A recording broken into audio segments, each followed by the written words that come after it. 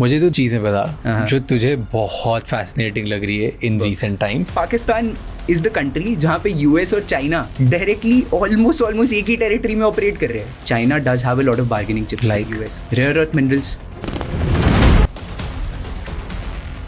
अगर आप देखोगे रीसेंट मीटिंग जो हुई थी आसिम मुनीर ट्रम्प की, he was standing there like a salesman. Asim Munir briefcase खोल के रेयर अर्थ मिनरल्स दिखा रहा था, because that is his pitch. That is why US wants Pakistan rare earth minerals के लिए बलूचिस्तान में। यहाँ पे पाकिस्तान की जो गवर्नमेंट है, सेंट्रल गवर्नमेंट है, वो तो कर रही है deal sign.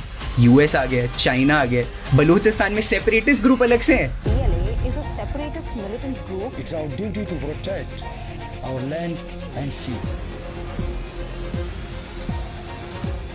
You know khichdi बन चुकी है वहाँ पे। अगर यूएस और पाकिस्तान दोस्त बन जाते हैं बहुत strong, how difficult it would be for India. It's a warning sign भी ऑपरेशन सिंदूर के टाइम पे। In the early hours of the 7th of May 2025, India unleashed Operation Sindoor. Pakistan के पास सैटेलाइट एक्सेस था डायरेक्ट, किसका? चाइना का। In fact हमारी भी बेका साइन हो रखी है यूएस के साथ, जिसमें हमें रियल टाइम अपडेट्स मिलने चाहिए यूएस सैटेलाइट्स के थ्रू, बट हमें नहीं मिले थे। हमें कमर्शियल सैटेलाइट कंपनी से व्यू लेने पड़े, हमारे पास रियल टाइम अपडेट्स नहीं आ रही थी।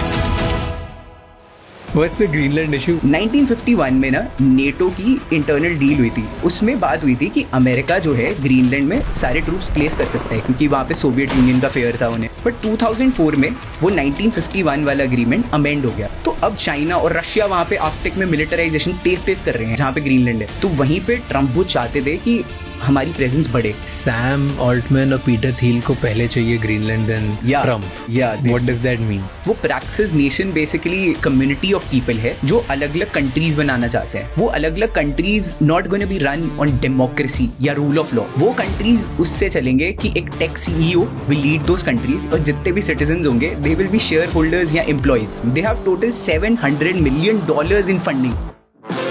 Let's talk about India China. China की जो पॉपुलेशन है ना, वो बहुत तेज बुढ़ी होने वाली है। हाँ। आने वाले टाइम में उनकी एवरेज एज डिक्लाइन करने वाली है। तो ऐसा है कि मैन्युफैक्चरिंग इंडस्ट्री के लिए बिल्कुल अच्छी बात नहीं है। अब इंडिया उस जोन में आगे जाना चाहते हैं, तो चाइना जब भी वो देखता है they will always have a problem with India. वो देख के this is what they do. आप इंडिया को डिस्ट्रैक्ट करो, इंडिया को तंग करो, एंड पूरे रीजन में इंस्टेबिलिटी फैलाओ। Do you think Russia will use their nuclear if NATO ज्यादा कंट्रीज को और न्यूक बनाना स्टार्ट कर दे तो? That is the fear. Why do you think ये सारी जो ग्लोबल इंस्टीट्यूशंस हैं लाइक IMF, WTO, UN, इनकी पावर इनफेक्टिव क्यों होती जा रही?